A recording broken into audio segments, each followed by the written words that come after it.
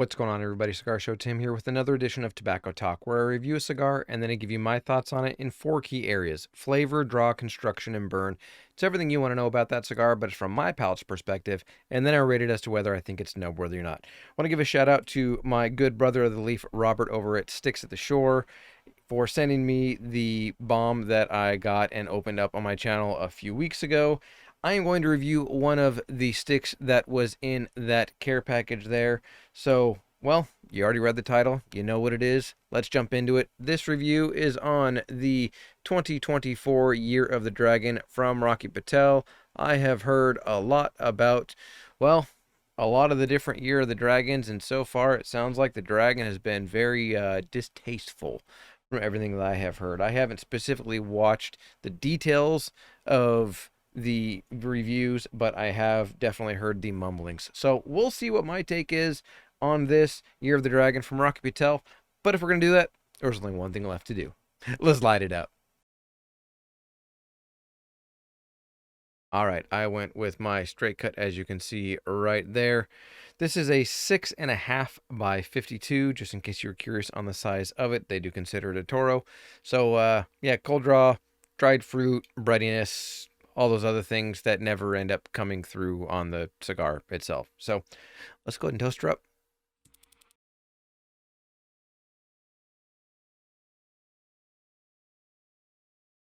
Okay, upon initial light up, tons of earthiness. Holy moly, it is as earthy forward as you can possibly get. Followed by some dark chocolate, a little bit of like a molasses oat bread, and a little hint of like some coffee and leather combined. Very, very faint though. So I'm going to jump into the first third on this Year of the Dragon. I will come back at the end of the first third and let you know what the blend is on this cigar, let you know my thoughts on it, and let you know whether this dragon is treating me nicely or not so nicely at all. Okay, let me show you the burn here at the end of the first third. Unfortunately, looks good there and there. The wrapper did split about halfway through the first third and has continued to get a little bit worse as we get through. It is basically split pretty much up to the primary band, so hopefully it will stop there. Ash hold has done well. I can say that. It did hold on for probably a good inch and a half to almost 2 inches before I tapped it off. And let's talk about the blend of the cigar. So it features a Mexican San Andres wrapper. It features a double binder, which is from Nicaragua and Honduras, and then the fillers are all Nicaraguan. So that's the blend on the cigar. Flavor notes in the first third. So the coffee note is absolutely still there. There's like a coffee, sort of coffee espresso note, not bitter espresso, but just a nice espresso note in there. And then the chocolate note has absolutely stayed right there towards the forefront as well. It's not a milk chocolate, but it's not quite a dark chocolate. It's still in there. And then there is still that leather note in there. The earthiness is tapered way, way down, fortunately, because I'm not a huge fan of earthiness whatsoever. And then the any other notes, there's no woodiness, there's no nothing like that whatsoever. There's a little bit of like a baking spice, kind of a nutmeg cinnamon. I'll call it a little bit more of a cinnamon, not a spicy cinnamon, but just the cinnamon flavor that's in there. And overall, it is very enjoyable. The draw on this is a little bit snug, but it's not over snug. But it is doing well overall. And strength on this, I would say, is probably at about a medium minus. Definitely not medium plus, not full force, not medium, nothing other than a medium minus right now, and it is doing well. So that's how it's performing. When I come back, I'll share some more information about this. A quick thought is there have been a lot of Year of the Dragons released this year, more than I will ever be able to list off the top of my head. But this seemed to be, when it comes to the Chinese, the zodiac calendar, and all of that, this is probably the first year where there was really a big uptick in the number of Year of the Dragons that have been released. So it's been interesting seeing all of that. I've heard ups, I've heard downs, I've heard all sorts of different things. I honestly don't remember between this one and all the other ones that are out there, which ones people loved, which ones people didn't care for, all of that.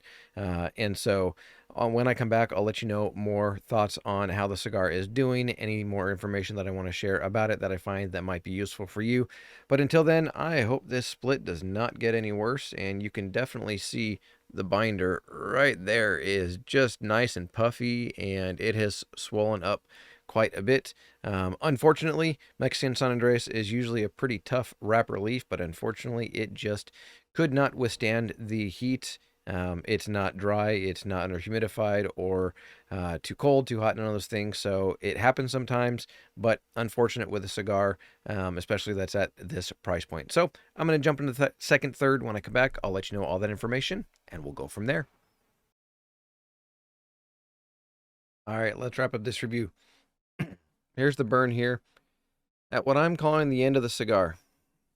Pretty much a straight burn, hasn't split anymore, so that's done well. The draw stayed a little bit tight. The flavor of the pepper has come on quite a bit stronger.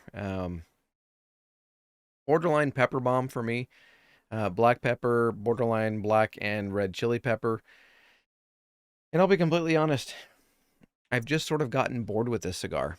It hasn't kept my interest, it hasn't kept my attention, and it just isn't doing it for me.